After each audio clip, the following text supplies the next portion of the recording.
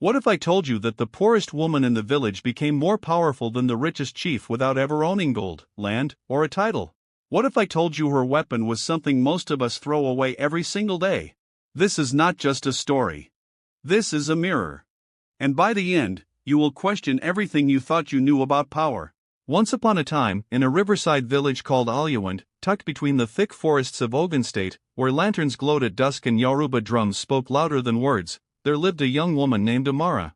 Amara was known for her kindness, but kindness was all she owned.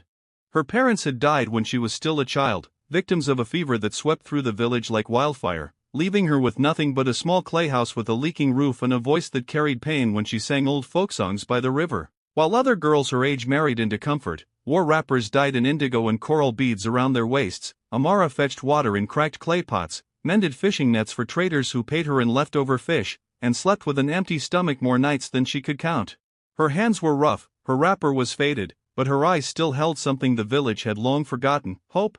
The village of Alyawand itself was a place of contrasts, a place where ancient traditions collided with the hunger for progress. It sat on the banks of the Ogun River, which during the rainy season swelled and roared like a living thing, bringing fish and fertility, but during the dry season shrank to a trickle, exposing the rocky bed and the bones of old canoes.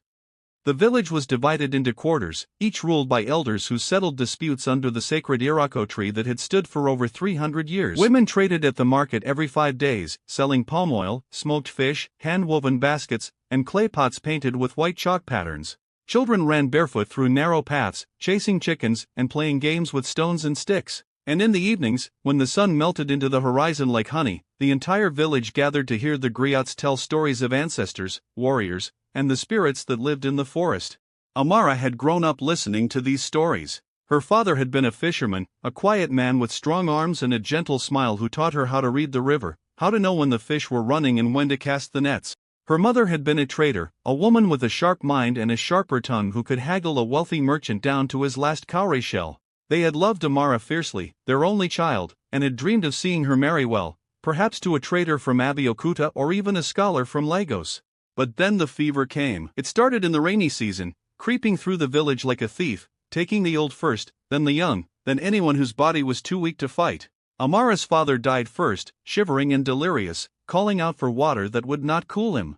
Her mother followed 3 days later, holding Amara's hand and whispering, "Be kind, my daughter. Even when the world is not kind to you, that is how you stay human." Amara was 14 when she became an orphan. The village elders, bound by custom, allowed her to keep her parents' house, but no one helped her maintain it. The roof leaked during the rains. The walls cracked in the dry season. She had no relatives to turn to. Her father's family lived far away in Ibadan and had never approved of his marriage to a trader woman, and her mother's family had disowned her years ago for reasons Amara never fully understood. So she learned to survive alone. She woke before dawn to fetch water from the river, walking the long path with a clay pot balanced on her head, her bare feet navigating the rocky ground with practiced ease. She took odd jobs, washing clothes for the wives of wealthy men, grinding pepper for the market women, carrying loads for traders too old or too proud to carry their own goods. She ate once a day, sometimes less. She learned to ignore the ache in her belly, the exhaustion in her bones, the loneliness that crept in at night when the village was silent and she had no one to talk to. But Amara never became bitter. That was the strange thing about her, the thing that made people uncomfortable. Most orphans in the village grew hard, their hearts wrapped in protective shells of anger and resentment. But Amara remained soft. She smiled at children who mocked her torn wrapper. She helped old women carry firewood even when her own shoulders ached. She sang while she worked, old songs her mother had taught her, songs about rivers and rain and women who loved too much. People whispered about her. Some said she was foolish, too naive to understand that kindness was a luxury only the comfortable could afford. Others said she was touched by spirits, that her softness was not strength but madness. But a few, a very few, looked at her and saw something else entirely. They saw a kind of power that could not be measured in yams or cowrie shells. Across the river, past the dense palm groves and the old iroko tree that marked the boundary between the poor and the powerful, lived Chief Kalan, the richest man in the region. His compound was a fortress of red clay walls and carved wooden gates that depicted warriors and leopards, symbols of strength and cunning. Inside, the compound was a small village unto itself, with multiple courtyards, storage barns that could feed 100 families, and separate houses for each of his 3 wives. His barns overflowed with yams stacked in neat pyramids, maize hanging from rafters, dried fish and bushmeat wrapped in palm leaves, and clay pots filled with palm oil that gleamed like liquid gold.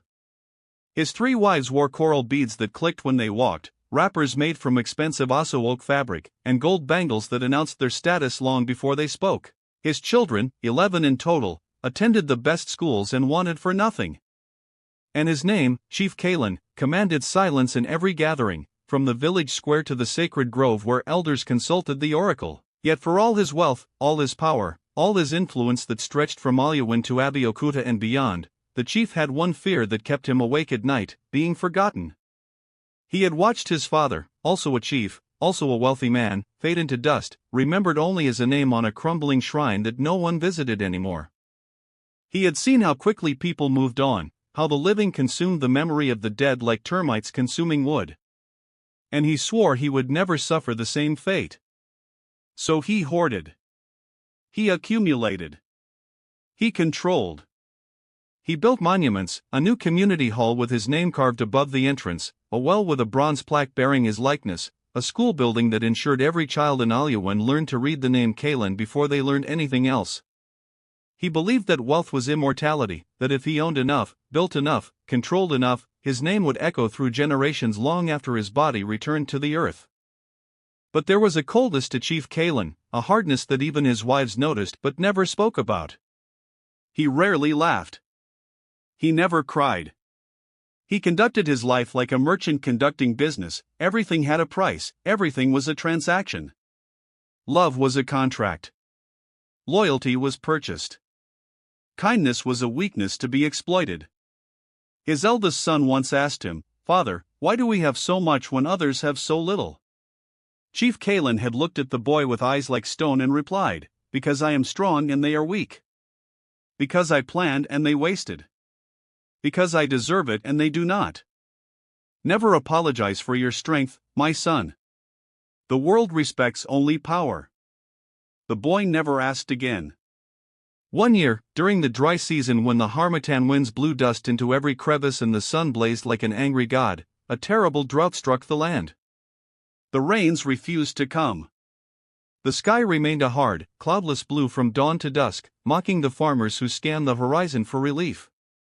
Crops withered into brittle stalks that crumbled at a touch. The yam harvest failed completely, leaving farmers staring at empty fields in despair. The river shrank to a narrow stream, barely wide enough to wade across, its water warm and brackish, unsuitable for drinking without boiling. Children cried from hunger, their bellies swollen with the false fullness of malnutrition, their mothers too weak to comfort them because they themselves had not eaten in days. The market became a place of desperation. Women sat for hours with only a handful of goods to sell, prices skyrocketed, and fights broke out over scraps that would have been thrown away in better times. The elders consulted the oracle, an old priestess who lived in a hut deep in the forest, surrounded by sacred objects and the smell of incense. She cast her cowrie shells, read the patterns, and delivered her pronouncement: "The land is thirsty because the hearts of its leaders are dry. Until compassion flows like water, the sky will remain closed." The elders brought this message back to the village, and everyone understood they needed Chief Kalen to open his storehouses. He alone had enough to feed the village through the drought. He alone could save them. So they gathered, hundreds of people, men, women, children, the old, the sick, the desperate, and they walked to his compound. They came with humility, their heads bowed, their voices respectful, remembering every custom and protocol. They sent the eldest among them to speak, a man named Baba Benga who had once been a warrior and whose opinions still carried weight. Baba Benga, leaning heavily on his walking stick, his voice hoarse but steady, said, "Chief Kalen, we come to you not as beggars but as your people. Our grandfathers served your grandfather. Our fathers served your father. We have given you our labor, our loyalty, our respect. Now we ask, in this time of suffering, that you remember the old ways. A chief is the father of his people. A father does not let his children starve." The crowd murmured in agreement. Women knelt in the dust, their children clinging to their wrappers. Men removed their caps in respect, a gesture of complete submission. They reminded him of festivals where he had been honored, of disputes he had settled, of the songs that praised his name. They appealed to his pride, his sense of duty, his humanity. Chief Kalen stood tall on his veranda, arms crossed over his embroidered igbata made from the finest indigo cloth, his face carved from granite, and said coldly, "Food is for those who can repay me. I am not a charity. I am a businessman. I worked for my wealth. I planned. I saved. I sacrificed. Why should I give away what I earned to those who did not? Each of you had the same sun, the same soil, the same opportunities one had. If you are hungry, it is because you were lazy. Because you did not plan. Because you spent when you should have saved. I will not reward failure with my success." His words fell like stones on the crowd. A woman cried out, "But Chief, the children. They are innocent." He replied without emotion, "Then their parents should have been more responsible." Another voice, younger, angrier, shouted, "You would let us die?" Chief Kalen's eyes narrowed. "I would let you learn. Suffering teaches what comfort cannot." The crowd dispersed in shame, their heads bowed, their spirits crushed, their faith in leadership shattered. Some wept openly. Others cursed under their breath, though quietly, because Chief Kalen's reach was long and his memory longer. That night, the village was silent except for the distant cry of infants too hungry to sleep and the prayers of mothers begging ancestors for intervention. In compounds across Aliawand, families lay awake wondering how much longer they could survive. Some made plans to leave, to walk to neighboring towns in search of mercy. Others whispered about rebellion, about storming the chief's compound and taking what they needed, but these were desperate fantasies spoken in the dark and abandoned in the morning light because everyone knew Chief Kalen had warriors, men loyal to him not out of love but because he paid them well, and any uprising would end in blood. Before we continue, let us know in the comments where you are watching from, whether United States, United Kingdom, Canada, Australia, Germany amongst others. Please write in the comments, we would really love to hear from you. And if you are new here, click on the subscribe button and do well to turn on the notification bell so you never miss any of our upcoming videos. That same night, under the cover of darkness, while the village slept fitfully and Chief Kalen retired to his chambers satisfied that he had taught the people a lesson in self-reliance, Amara lay on her sleeping mat staring at the ceiling. Her stomach ached with hunger. She had not eaten in 2 days. The small stock of dried yams she had been rationing, 6 shriveled pieces that she had saved from last harvest, was all that stood between her and complete starvation. She had been eating one every 3 days, cutting it into tiny pieces and chewing slowly to make it last, to trick her body into feeling satisfied. She knew that at this rate, she had perhaps 2 more weeks before she would be too weak to work, and once she could not work, she would die.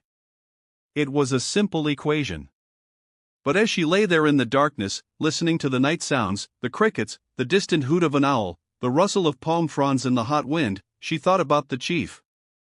Not with anger. Not with bitterness. But with something strange and unexpected, pity. She thought about how lonely it must be to have everything and trust no one. She remembered seeing him at festivals, surrounded by people but never truly among them, always separate, always elevated, always watching with eyes that calculated rather than connected. She thought about his children, who called him sir instead of father, who approached him with fear rather than love. She thought about his wives, who competed for his attention like merchants competing for customers, offering smiles and obedience but never honest words. She thought about how his wealth had become his prison, how every relationship was transactional, how he could never know if someone valued him or simply valued his resources. And she thought about her own parents, who had died with nothing but had lived with everything that mattered: laughter, affection, the simple joy of sharing a meal with someone you loved. And in that moment, lying on her mat with her stomach empty and her future uncertain, Amara made a decision that made no logical sense, a decision that would have horrified any rational person. She decided to give Chief Kalen her last food. She rose before dawn, when the village was still dark and the only light came from a thin crescent moon. She wrapped the 6 dried yams in banana leaves, tying the bundle carefully with dried grass.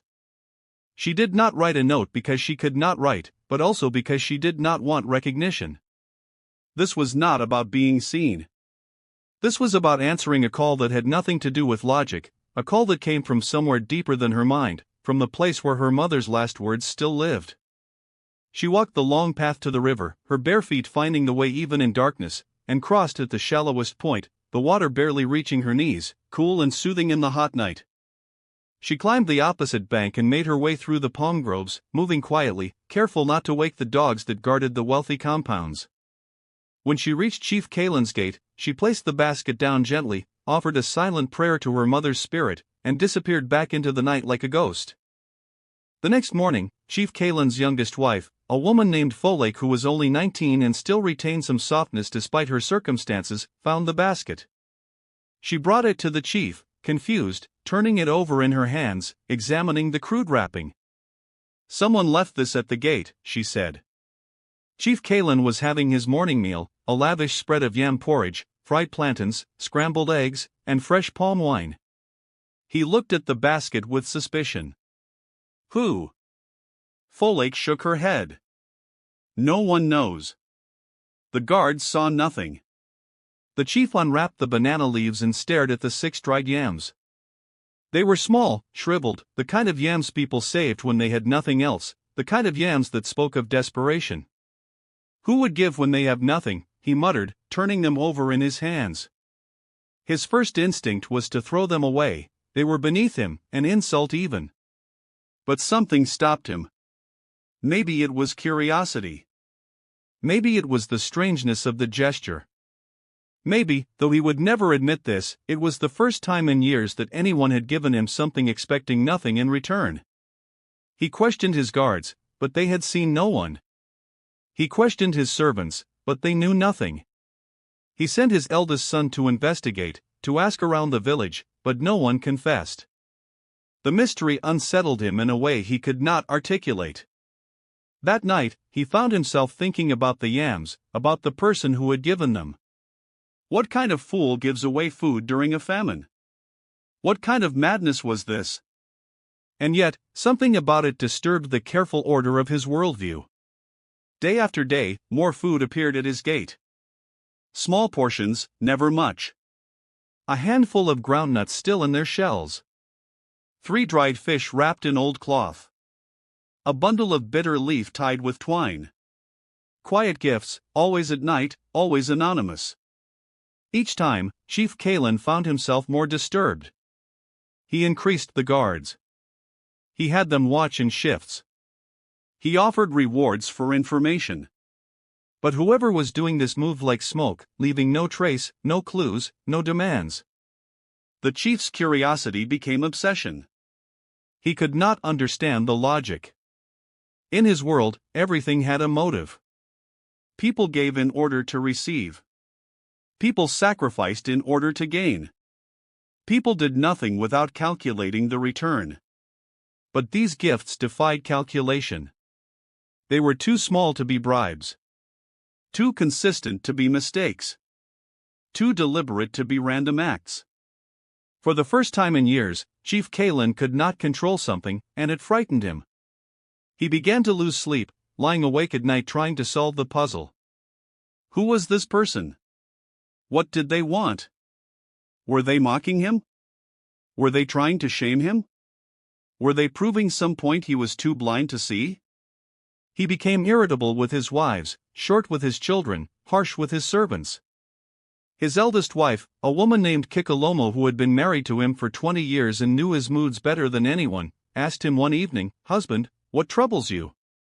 He snapped, "Nothing," but she saw the lie in his eyes. The drought, meanwhile, worsened. The sky became a sheet of beaten copper, hard and merciless. The air tasted of ash and despair. The harmattan winds grew fiercer, carrying dust that coated everything, getting into food, into water, into lungs.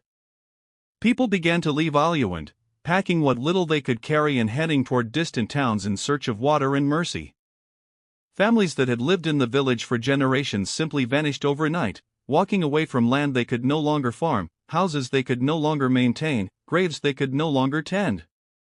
The market closed completely because there was nothing to sell. The river dried to a trickle barely wide enough to wet your feet, and even that water was suspect, thick with sediment and the bodies of fish that had died gasping. Children stopped playing. Their laughter disappeared from the village like birds fleeing a storm.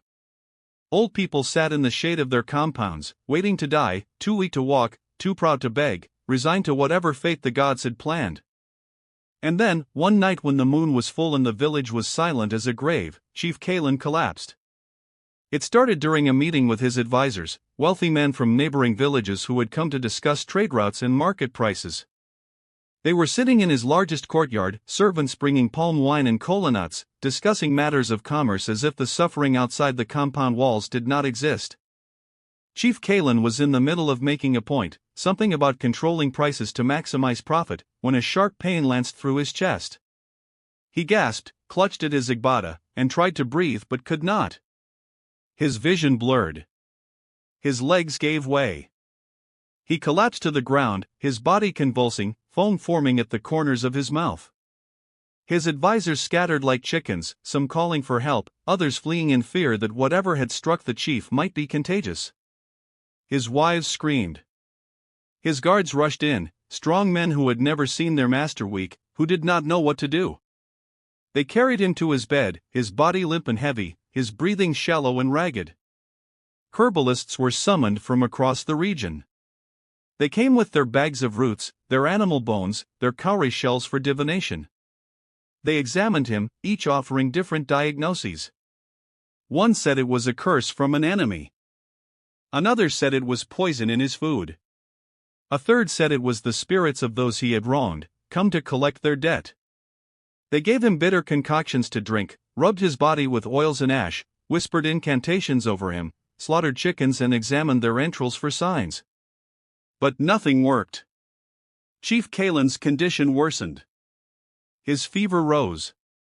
His body shook with chills even in the oppressive heat. His skin turned ashen. His eyes, when he opened them, were clouded and unfocused, seeing things that were not there.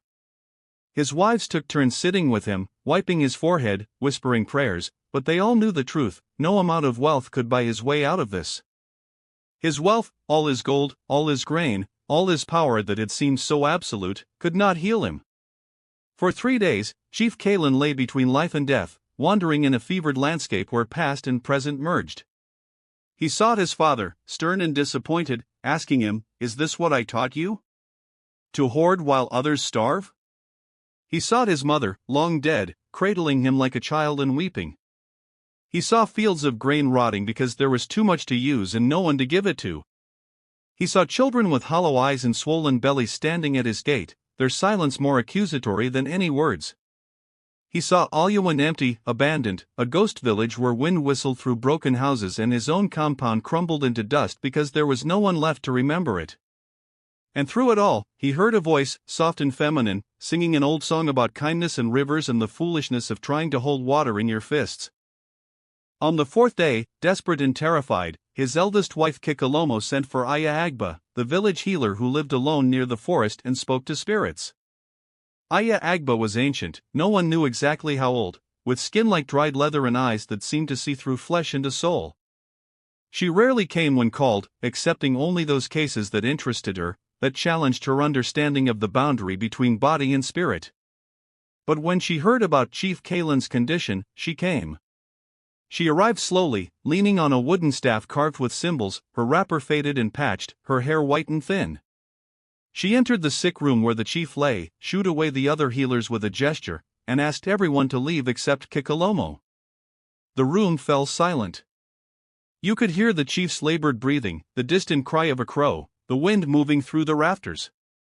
Aya Agba examined him in silence, not with herbs or instruments but with her hands, feeling his pulse, placing her palm over his heart, looking into his eyes.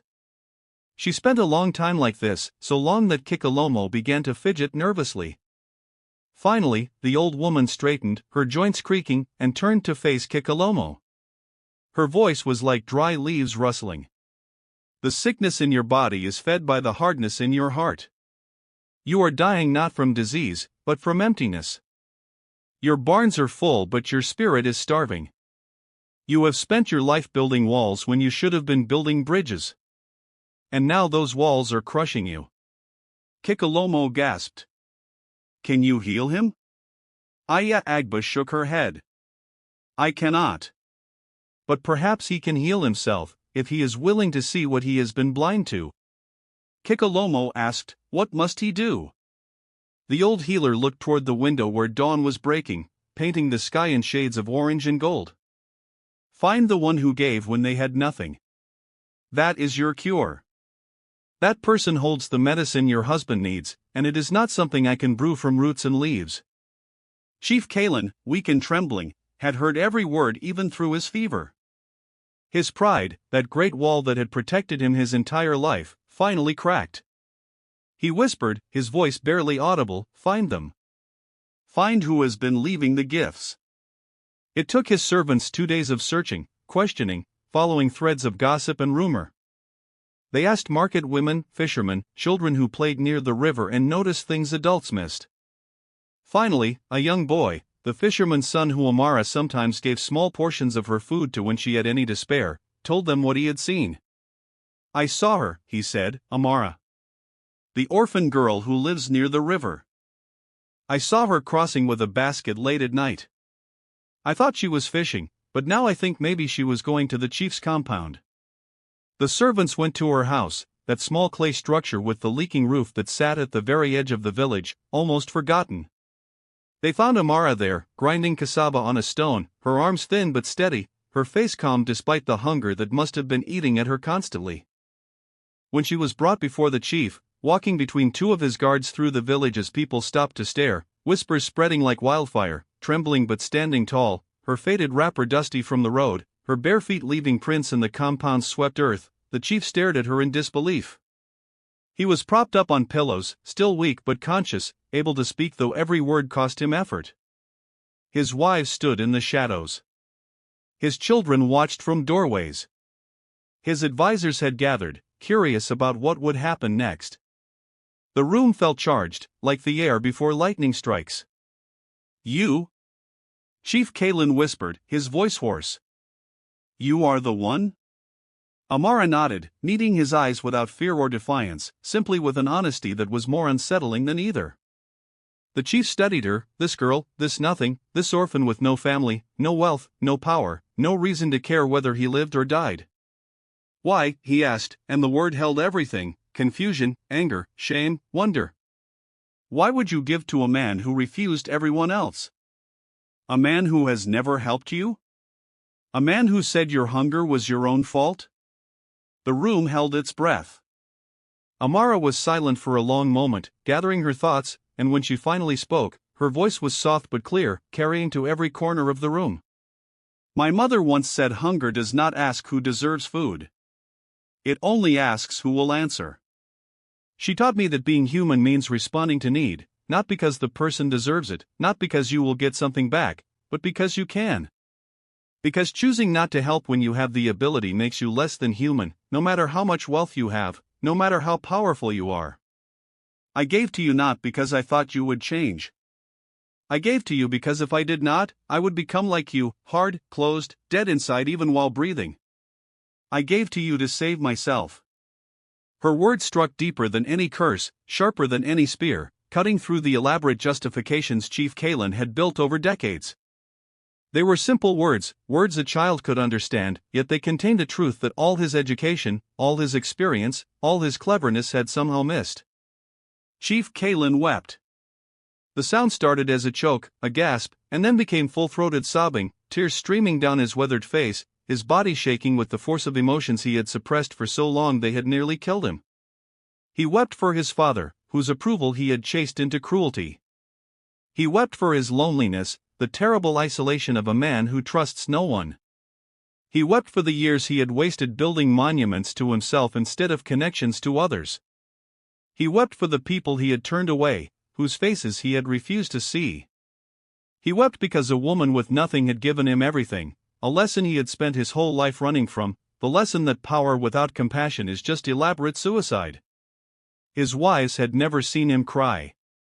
His children stood frozen, unsure whether to comfort him or flee.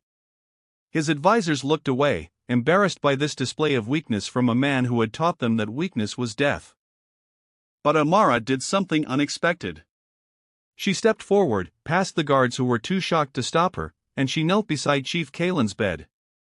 She took his hand, that hand that had signed orders and counted gold and never reached out to help anyone without calculating the cost, and she held it gently.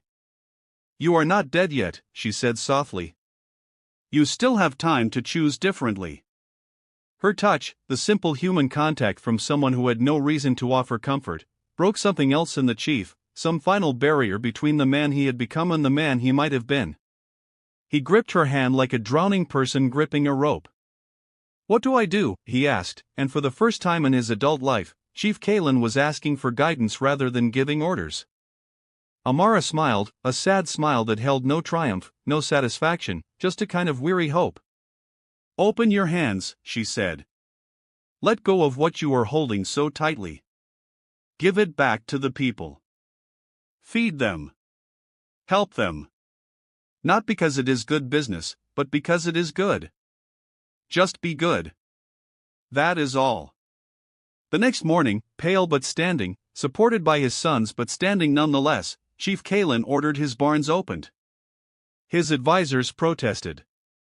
His eldest wife worried about the future. His steward calculated the losses. But the chief, for the first time in years, ignored them all. He walked, slowly and with great effort, to the gates of his compound and ordered them thrown wide. "Bring it all out," he commanded. "Everything." His servants, confused but obedient, began carrying out grain. Yams in baskets. Maize in sacks. Dried fish bundled in palm leaves. Smoked bushmeat wrapped in cloth. Palm oil in clay pots. Honey in gourds. Salt. Pepper. Everything that had been hoarded, stored, locked away while people starved. They piled it in the village square until the square could hold no more, and still the barns were not empty. Word spread through Alyawin like fire, "The chief is giving away food," and people came, slowly at first, suspicious that this was some trick, some new cruelty. But as they saw the piles growing, as they realized this was real, they came in waves. The distribution was chaotic. There was crying, laughter, prayers, singing. Mothers grabbed yams and pressed them to their chests like precious children. Old men wept openly. Children danced. The market women who had not had anything to sell in months suddenly had goods again and began trading, the village economy stuttering back to life like a heart that had almost stopped. Baba Benga, the old warrior who had pleaded with the chief weeks earlier, approached Chief Kalen where he stood watching the distribution. The old man's eyes were wet. He said nothing for a long moment, just looked at the chief with an expression that held confusion, gratitude, and something like wonder. Finally, he spoke. "What changed?" he asked. Chief Kalen looked toward Amara, who was helping distribute food, laughing with children, seeming to glow with a kind of light that had nothing to do with wealth or status. "I met someone who taught me what wealth really means," the chief said quietly. "And I almost died learning the lesson." The distribution went on for 3 days. People came from neighboring villages when they heard the news. Chief Kalen gave until his barns were half empty, and even then he kept giving, setting aside stores for emergencies but making sure no one left hungry. And something remarkable happened. As he gave, as he watched people eat, as he saw mothers smile and children play and the village slowly come back to life, Chief Kalen felt something he had not felt in years. He felt light. The weight he had been carrying, the weight of protecting everything, controlling everything, owning everything, began to lift. He realized that his wealth had been his burden, that every cowrie shell, every yam, every piece of gold had been a chain binding him to fear. Fear of losing it. Fear of being robbed. Fear of death taking it all away. And now, giving it away freely, he felt more powerful than he ever had when he was hoarding it. I want to pause here for a moment and ask you something. How do you feel about Amara's choice? Would you have done the same? Would you give your last meal to someone who refused to help you? Think about it. Really think about it. And here is another question. What do you think changed Chief Kalen? Was it the sickness? Was it Amara's words? Or was it something deeper, something that had been buried inside him all along waiting for permission to surface? Drop your answer in the comments. I genuinely want to know what you think because this story is not just about them.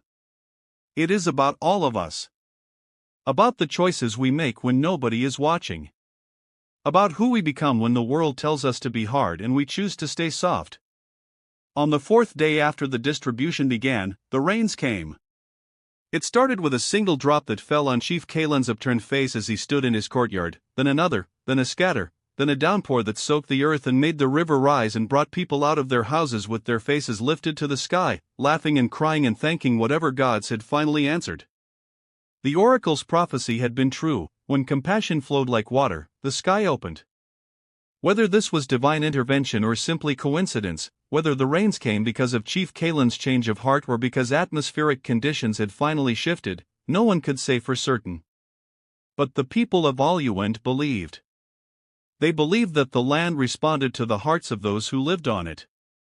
They believed that suffering had a purpose, to teach lessons that comfort never could.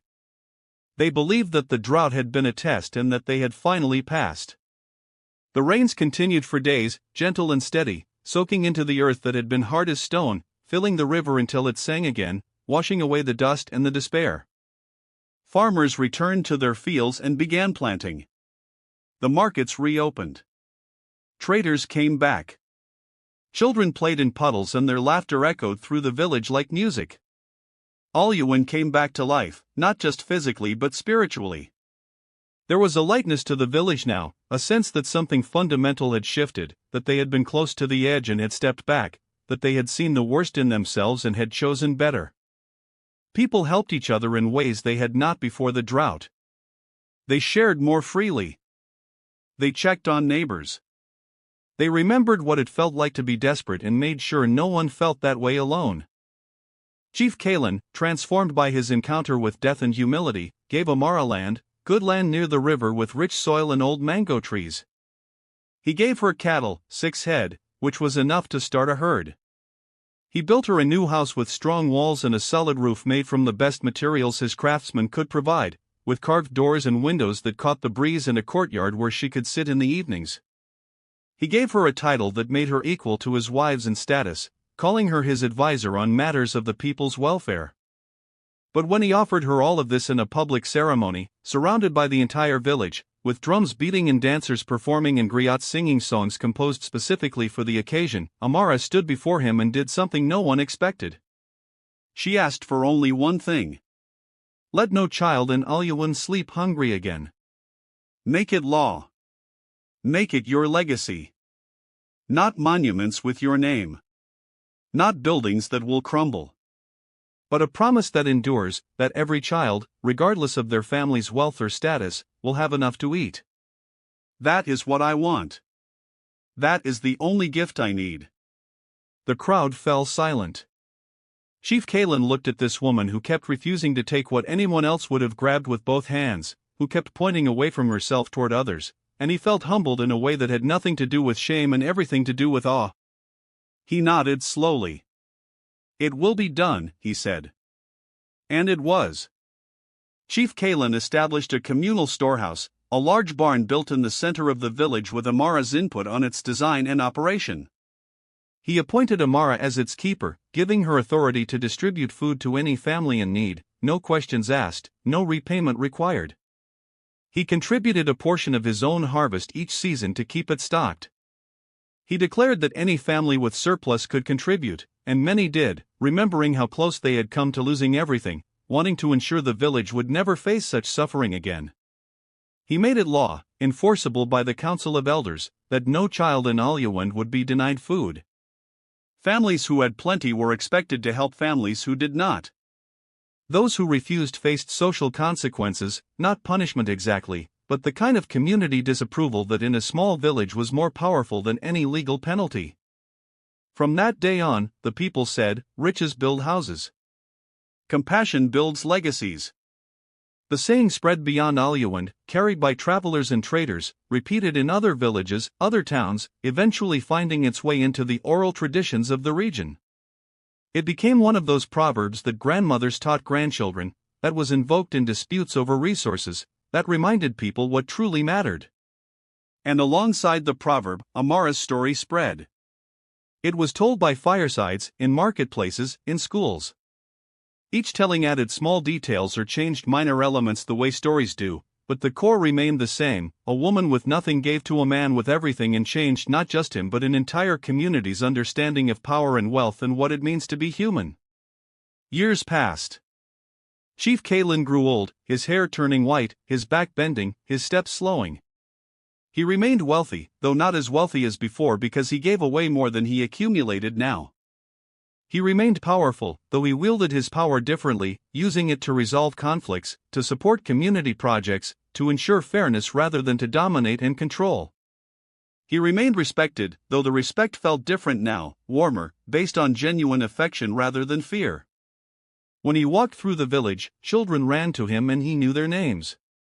Market women called out greetings and he stopped to ask about their families. Young men sought his advice and he gave it without condescension. He had become, finally, the kind of chief the elders spoke about in the old stories, a father to his people in truth rather than in title only. His wives noticed the change and responded to it. Kikalomo, his first wife, became his genuine companion in a way she had not been before, talking to him about real things rather than performing for him. Folake, the youngest, lost her fear of him and began to laugh in his presence. His children, seeing their father's transformation, learned different lessons than he had originally intended to teach them. His eldest son, who had once asked why they had so much when others had so little, grew into a man who managed the family's wealth with generosity, who understood that resources were meant to flow rather than stagnate. His daughters married men who valued kindness over status. His legacy became not his wealth but his transformation, proof that even the hardest heart could soften if given the right reasons. Amara, for her part, remained Amara. The wealth and status Chief Kalen gave her did not change her fundamental nature. She lived in her new house but kept it simple, refusing the elaborate decorations and excess that she could have afforded. She used her cattle wisely, breeding them, trading some, giving away others to families who needed them. She managed the communal storehouse with fairness and wisdom, developing a reputation for being able to tell the difference between genuine need and manipulation, between temporary hardship and long-term irresponsibility. She was strict but kind, practical but compassionate. People trusted her in a way they had never trusted any authority figure because they knew she had walked in their shoes, had known hunger, had survived by the kindness of others and never forgot it. She never married. Many men asked, drawn by her wealth now or by her reputation or simply by the quiet strength she radiated. But she turned them all away gently. Some people whispered that she was waiting for someone special. Others said she had given her heart to the village and had no room for a husband. But the truth, which she shared only with close friends, was simpler. She had learned to be complete by herself, to find fulfillment in service rather than romance, to build family through community rather than blood. She adopted informally, taking in orphans the way others had failed to take her in, giving them the home she had wished for as a child. Her house became known as a place where lost children could find safety, where the broken could find healing, where the hungry always found food. Chief Kalen and Amara developed an unlikely friendship, the kind that crosses boundaries of age, status, and history. He consulted her on important decisions. She challenged him when he slipped into old patterns of thinking. They would sit in his courtyard in the evenings, drinking palm wine, talking about the village, about people, about the strange paths life takes. He told her once, late one night when he had drunk more than usual and his guard was down, "You saved my life. Not just from the sickness, but from myself. I was dying long before I collapsed. I was already a ghost, walking around, interacting with people, but not really alive. You brought me back." Amara had smiled and said, "You saved your own life. I just showed you the door. You had to choose to walk through it." As Chief Kalen grew older and his death approached, something he faced with much less fear than he would have years earlier, he made one final request. He called Amara to his bedside and said, "When I die, do not build me monuments. Do not carve my name in stone. Do not compose elaborate songs. Instead, tell the story. Tell them what you taught me. Let that be what survives." Amara promised. And when Chief Kalen died, peacefully in his sleep at the age of 78, surrounded by his family, the village mourned genuinely. Not because they feared losing his wealth or his power, but because they loved him, the man he had become, not the man he had been. His burial was large but simple by chief standards. There were ceremonies, yes, and rituals that honored his position, but Amara insisted on keeping it focused on his transformation rather than his accumulation. She spoke at the burial, something women rarely did, but no one objected because everyone wanted to hear what she would say. She told the story. Not a sanitized version, not a version that made him look better than he was, but the truth.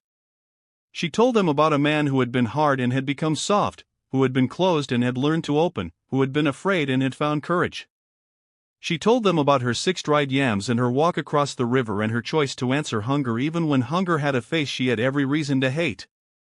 And she told them what he had said to her before he died, that compassion was not weakness but the only strength that survives death. The story lived. It spread through the region like seeds on the wind. Travelers carried it to distant towns. Teachers used it in lessons. Parents told it to children at bedtime. It was translated into other languages, adapted for different cultures, but always keeping the same core truth, that the measure of a person is not what they own but what they give, especially when they have nothing to give. Amara lived another 30 years after Chief Kalen's death. She saw children who had been saved by the communal storehouse grow up and have children of their own. She saw the law Chief Kalen established become so embedded in village culture that people could not imagine life without it. She saw Aluan prosper in ways that had nothing to do with individual wealth but everything to do with collective care. When Amara died, very old and very tired but very satisfied, the entire region mourned. Her burial was attended by people from villages she had never visited, people who knew her only through stories but who felt they knew her soul. They buried her not in some isolated plot but in the center of the village, near the communal storehouse she had managed for decades, so that every person who came for food would pass her grave and remember. They did not build elaborate monuments, she would not have wanted that, but they planted a tree, an Irako tree like the ancient one that marked the village boundaries, and they said that as long as the tree stood, Amara's spirit would watch over Aluant, ensuring that compassion continued to flow like water. And long after Chief Kalen's name faded from regular conversation, long after the specific details of his wealth and his compound and his original cruelty became fuzzy with time, Amara's kindness was still remembered, told by firesides where grandparents gathered grandchildren close, in classrooms where teachers used her example to explain ethics, in churches and mosques where religious leaders preached about the truest form of faith, and even in faraway lands where Nigerians who had left home carried the story with them and told it to their foreign friends as a way of explaining where they came from and what they believed. The story became bigger than history. It became myth.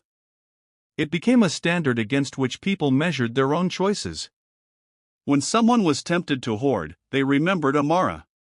When someone was tempted to judge others as deserving or undeserving, they remembered Amara.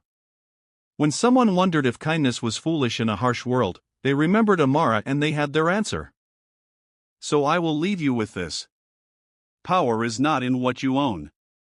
It is in what you give when you have nothing left to lose. Amara did not conquer Chief Kalen with force, with manipulation, with clever strategy, or with any of the tools we usually associate with changing someone's mind. She conquered him with something far more dangerous, grace. Grace offered without conditions. Grace given to someone who did not deserve it, who had not earned it, who had actively worked against the people offering it. And that is the truth they do not teach you in schools, in business courses, in leadership seminars. The greatest power in this world is not control. It is surrender. Not surrender to weakness, not giving up your values or your dignity, but surrender to love, surrender to the recognition that we are all connected, that another person's suffering diminishes us even when we pretend it does not, that building walls around our hearts kills us just as surely as any disease. So here is my question for you, and I want you to really sit with this, not just answer quickly but actually think about it. What are you hoarding? What are you holding on to so tightly that it is slowly killing you? Maybe it is money, savings you will never spend because you are too afraid of having nothing. Maybe it is knowledge, information you refuse to share because you fear losing your competitive advantage. Maybe it is love, affection you withhold because you are afraid of being hurt. Maybe it is pride, this image of yourself as strong and self-sufficient that prevents you from admitting you need help. Maybe it is time, hours, and days you waste on meaningless things because you are afraid of investing in what truly matters. Maybe it is forgiveness, holding grudges that poison you more than they harm the people you are angry at. Whatever it is, let it go. Open your hands. Because one day, and this day is coming for all of us whether we are ready or not, you will be lying on your mat, gasping for air, surrounded by everything you accumulated, all the stuff you fought for and stressed over and sacrificed for, and you will realize that none of it mattered. None of it. The only thing that will matter is whether you loved. Whether you gave. Whether you answered when hunger called your name. And let me ask you this, because I think this is important, what would you have done in Amara's position? Really? Be honest. You are starving. You have 6 pieces of dried yam. That is all that stands between you and death. And the richest man in your village, the man who has everything, the man who refused to help you when you were desperate, he is right there across the river.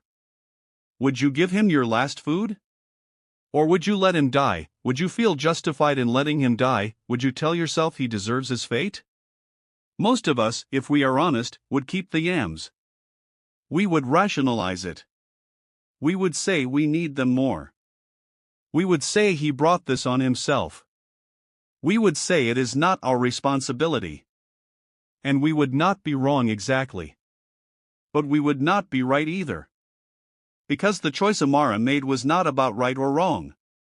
It was about who she wanted to be. It was about refusing to let Chief Kalen's hardness make her hard. It was about maintaining her humanity even when the world gave her every excuse to lose it. That is the real challenge of this story. Not whether you can be kind when it is easy, when you have plenty, when helping costs you nothing. Anyone can do that. The real challenge is whether you can be kind when it is hard, when it costs you something precious, when the person you are helping does not deserve it and will probably not appreciate it and might not even acknowledge it. That is when kindness becomes powerful. That is when it stops being a nice gesture and becomes a revolutionary act.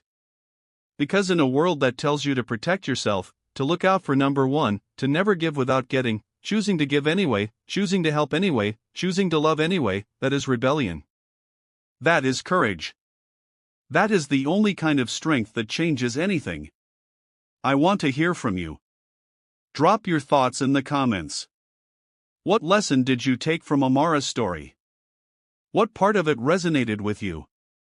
What part of it made you uncomfortable? And be honest, how would you have handled Chief Kalen's refusal? Would you have helped him? Would you have felt justified in walking away? There is no wrong answer here. This is not a test. But I think the conversation matters. I think we need to talk about these things, about kindness and power and what it means to be human in a world that often rewards cruelty. And if you have not subscribed yet, do it now. Seriously. Click that button. Turn on the notification bell.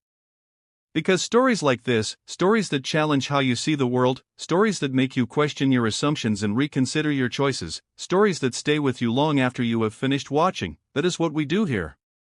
We tell stories that matter.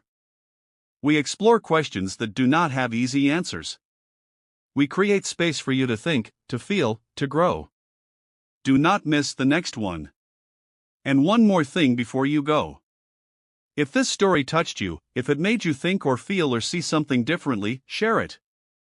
Send it to someone who needs to hear it. Post it on your social media. Talk about it with your friends and family. Because stories like this only have power if they spread. If they reach the people who need them. If they create conversations that lead to action. Amara's kindness changed Chief Kalen. Chief Kalen's transformation changed Alyawand. Alyawand's example changed the region. And the story of all of this has changed people across generations and continents. That is how change works. Not through grand gestures or dramatic moments, though those matter too, but through small acts of courage that ripple outward in ways we cannot predict or control. Your kindness, your choice to give when you have nothing, your decision to stay soft in a hard world, that might be the thing that saves someone. That might be the thing that starts a chain reaction you will never see, but that matters more than you can imagine. Thank you for watching. Thank you for listening. Thank you for being here, for giving me your time, for caring about stories that matter. And remember, always remember, kindness is not weakness. Compassion is not foolishness. Giving is not losing. These are the lies the world tells you to keep you small, to keep you scared, to keep you hoarding what you have instead of sharing it freely. The truth is the opposite. Kindness is the only strength that lasts forever. Compassion is the only wisdom that survives death. And giving when you have nothing, giving without expecting anything back, giving simply because you can, that is how you become immortal. Not through monuments or wealth or power, but through the lives you touch, through the hearts you change, through the love you leave behind. That is the legacy that matters. That is the only thing that endures. Be like Amara. Choose kindness. Even when it is hard. Especially when it is hard. Because that is when it matters most.